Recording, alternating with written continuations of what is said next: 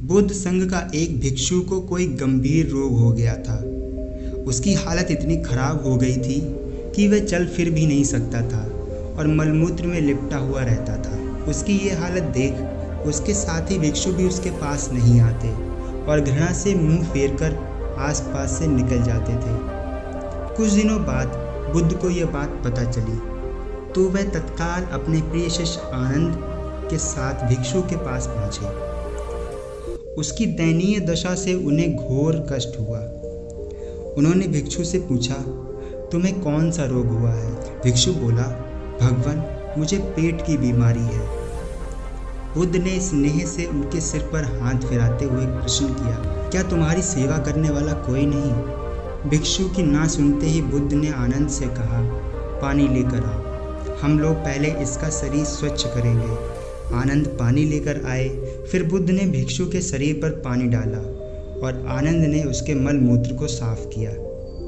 अच्छी तरह धो पोंछकर बुद्ध ने भिक्षु का सर को पकड़ा और आनंद ने पैर को पकड़ा। इस प्रकार उसे उठाकर चारपाई पर लिटा दिया।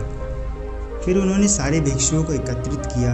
उन्हें समझाया, भिक्षुओं, तुम्हारे माता पिता नहीं, भाई बहन नहीं जो तुम्हारी सेवा करे। यदि तुम परस्पर एक दूसरे की सेवा और देखभाल नहीं करोगे तो फिर कौन करेगा?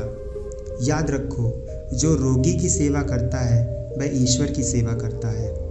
दीनहीन के प्रति करुणा व सेवा का भाव इस जगत को बुद्ध का सबसे बड़ा संदेश है, जो प्रत्येक देश काल परिस्थिति में प्रासंगिक है। सिद्धार्थ के महल के आसपास एक उद्यान था जहाँ पर राजा सिद्धार्थ बैठकर प्रकृति का आनंद लिया करते थे।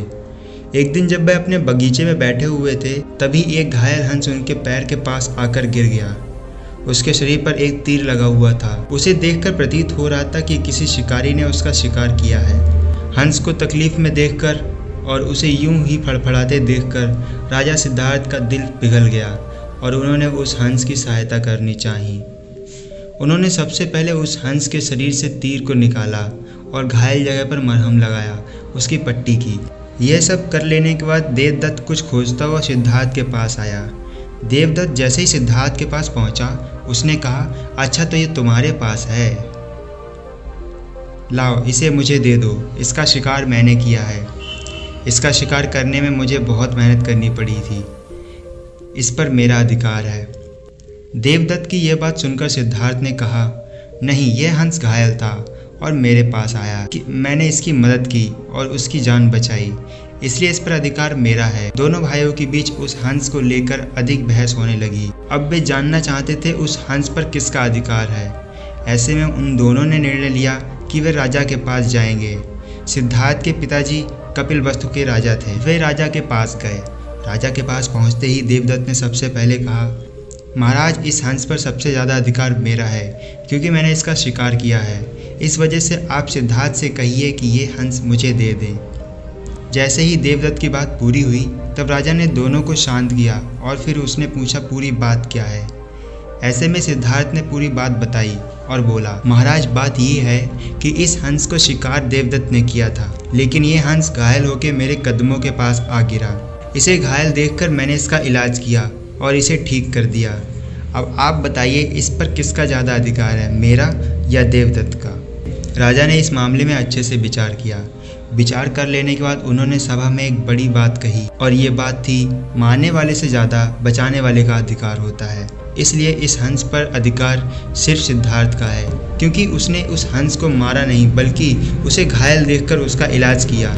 गौतम बुद्ध का भाई देवदत्त सदा ही उन्हें नीचा दिखाने की चेष्टा में लगा रहता था, मगर उसके हाथ हमेशा हार ही लगती थी। एक बार बुद्ध जब कपिलवस्तु पहुँचे तो अनेक कुलीन शाकवंशी राजकुमार उनके अनुयायी बने। देवदत्त भी उनमें से एक था। कुछ समय पश्चात देवदत्त ने भी कुछ जादुई शक्तियां हासिल कर लीं और एक बार उनका प्रदर्शन मगध के भावी सम्राट अजातशत्रु के समक्ष किया। वहां वह एक शिशु के रूप में प्रकट हुए जिसने सांप की मेखला बांधी हुई थी। तभी से अजातशत्रु उसे परम आदर की दृष्टि से देखता था।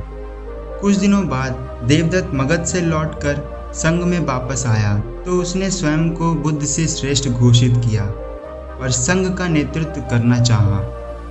भिक्षुओं को बुद्ध से विमुख करने के लिए उसने ये कहा कि बुद्ध तो बूढ़े हो चुके हैं और सठिया गए हैं, किंतु भिक्षुओं ने उनकी एक ना सुनी, तो वह बुद्ध और संघ दोनों को देश देने लगा।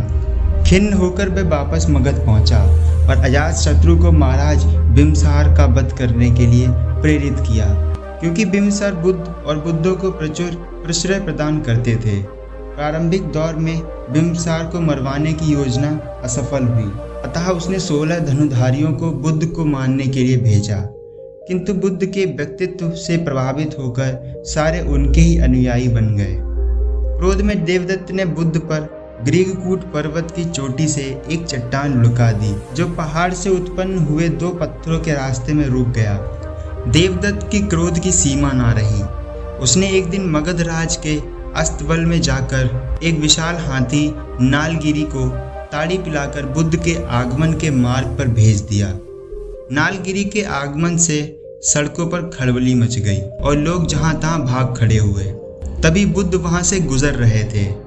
ठीक उसी समय एक घबराई महिला अपने बच्चे को हाथी के सामने ही छोड़ भाग खड़ी हुई। जैसे ही नालगिरी ने बच्चे को कुचलने के लिए अपने पैर को आगे बढ़ाया, बुद्ध ठीक उसके सामने जा खड़े हुए। उन्होंने हाथी के सिर को थपथपाया। बुद्ध के स्पर्श से नालगिरी उनके सामने घुटनों पर बैठ गया। नालगिरी हाथी की इस घटना से देवदत्त मगध में बहुत अप्रिय हुआ और उसे तत्काल ही नगर छोड़कर भागना पड़ा।